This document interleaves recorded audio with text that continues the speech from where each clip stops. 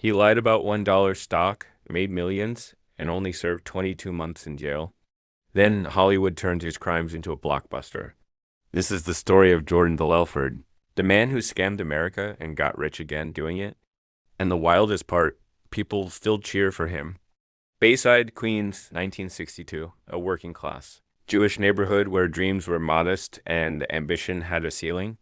But one kid, Jordan Belfort, had no interest in ceilings. One lemon ice, please.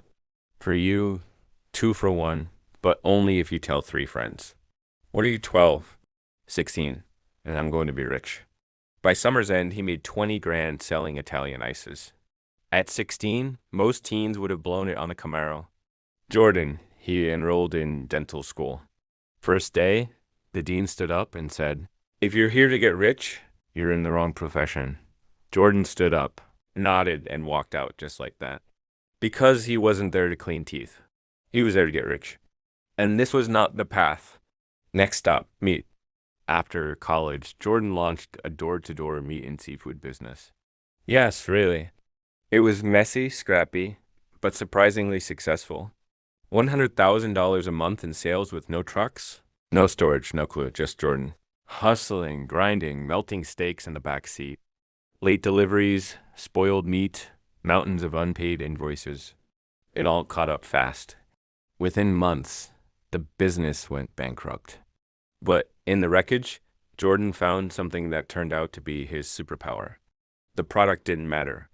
Steaks, surfboards, stocks. You could sell anything. And just like that, the Salesman was born. Jordan didn't need a better product. He needed a better payout. Enter Wall Street. Jordan landed an entry-level job at L.F. Rothschild, a legit firm with suits, quotas, and cocaine in the bathroom stalls. It was the 1980s, after all. This was where he got his first taste of real money, real greed, and real power. He learned how the markets moved, how the brokers talked, and most importantly, how they sold.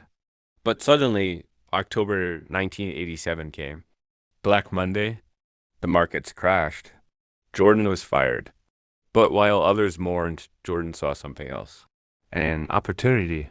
He discovered penny stocks, pink sheet garbage no serious broker would touch. Unregulated, illiquid. But here's the magic. 50% commissions. Same pitch, 10 times the reward. So Jordan picked up the phone and called some poor guy in Nebraska. Listen to me. This company is tiny now, but it's sitting on a piece of technology that's going to disrupt the entire home entertainment industry. A ground floor opportunity, pre-IPO, completely under Wall Street's radar. You get in now at $1 a share, and in 6 months, you're calling me from your beach house in Maui, and just like that. He closed $4,000 with a single call. No rules, no regulators, no breaks, just cold calls and pure adrenaline. He'd found his kingdom, and he was ready to build an empire. 1989. Jordan Belfort was already pouring the next round. Enter Danny Porish, a fast-talking misfit from Long Island with the charm of a salesman and the instincts of a hustler. Together they were dangerous. Jordan had the vision. Danny brought the chaos. And from that chaos, they built their empire. Introducing Stratton Oakmont. The name sounded prestigious, like it had a 100-year legacy. In reality, it was a strip mall boiler room with flickering lights, mismatched desks, and zero regulatory oversight. The early recruits were bartenders, college dropouts, and neighborhood hustlers. Jordan didn't want experience. He wanted hunger. Then came the training. Jordan developed straight-line persuasion, a psychological pressure cooker designed to turn stammering rookies into high-pressure machines. Soon, the office took on a rhythm, fast, loud, and addictive. Phones never stopped ringing. Orders never stopped flowing. Stratton sold hope to forgotten investors. Working-class retirees, desperate parents, people Wall Street ignored. At first, it was obscure penny stocks. But once the money started flowing, the schemes evolved. They bought up massive blocks of cheap shares, flooded the market with manufactured excitement, spiked the stock, and then dumped everything at the top, leaving thousands of investors holding the bag. It was called a pump and dump. But at Stratton Oakmont, it was called Another Tuesday. By the early 90s, Stratton wasn't just a brokerage. It was a carnival. Screaming phones, air horns, testosterone, 2,000 suits, and enough narcotics to kill a rhinoceros. Jordan had officially become a cult leader in Armani. He bought a helicopter. He named his yacht after his wife, Naomi. He owned mansions, Lamborghinis, and Rolexes. By 1994, the SEC had flagged suspicious filings. Complaints were piling up. Millions were funneled offshore through shell companies.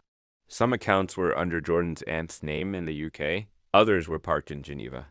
At one point, Jordan moved funds using couriers, including a housekeeper smuggling cash stuffed in envelope sewn into her bra. Jordan called it asset protection. The FBI called it laundering. Drug use, once a reward, became a necessity. Quaaludes slowed their speech. Cocaine sped them back up. People passed out during calls.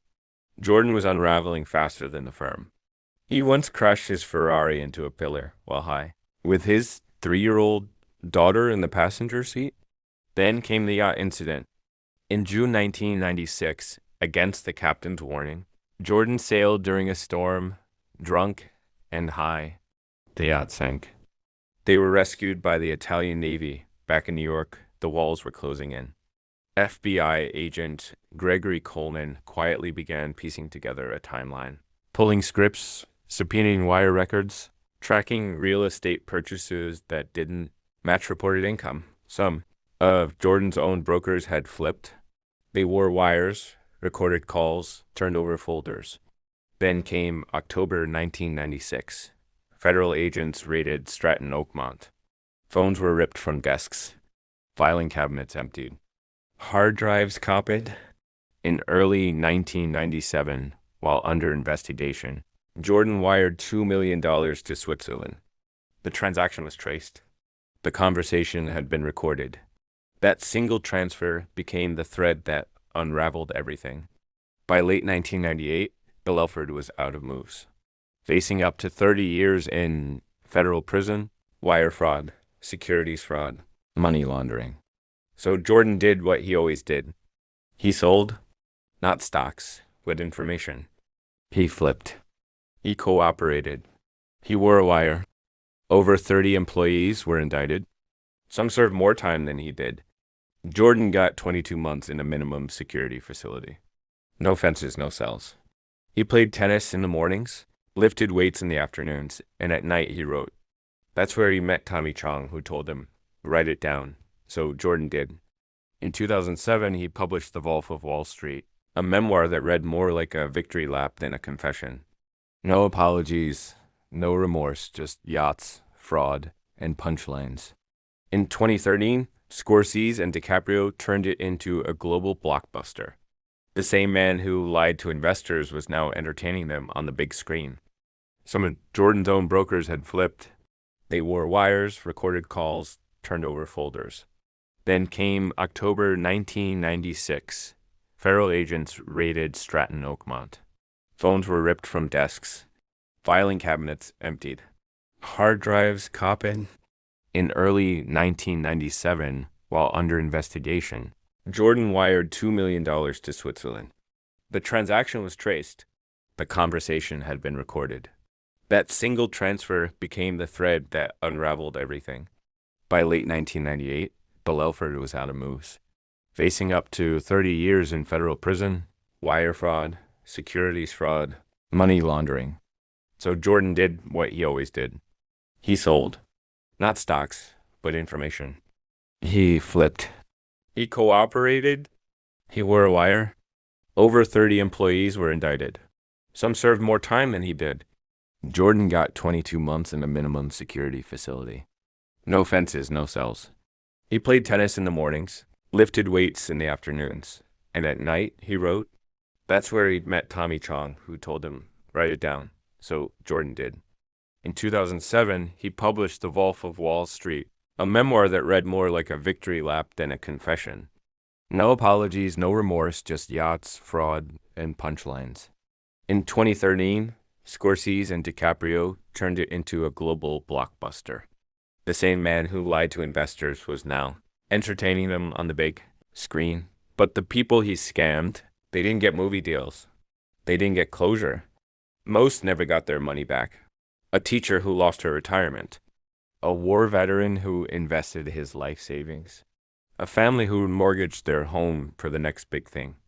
They were left with debt, with nothing. The court ordered Jordan to pay $110 million in restitution. To this day, only a fraction has been paid. The rest vanished into offshore accounts, real estate trusts, and legal loopholes. He claims he's working on it. The victims are still waiting. But Jordan, he's doing fine. He's a motivational speaker now, a sales coach, a podcast host. He sells success, teaches ethics, books stages around the world. He wears the name The Wolf like it's a badge of honor, not the scar it should be. He didn't just escape justice. He sold it. Turned 22 months into a book deal. Turned fraud into fame. And maybe the scariest part, we applauded. I was guilty of being greedy, he once said. But so is everybody else. Maybe that's why he got away with it. Because deep down, we never wanted him punished. We wanted to be him,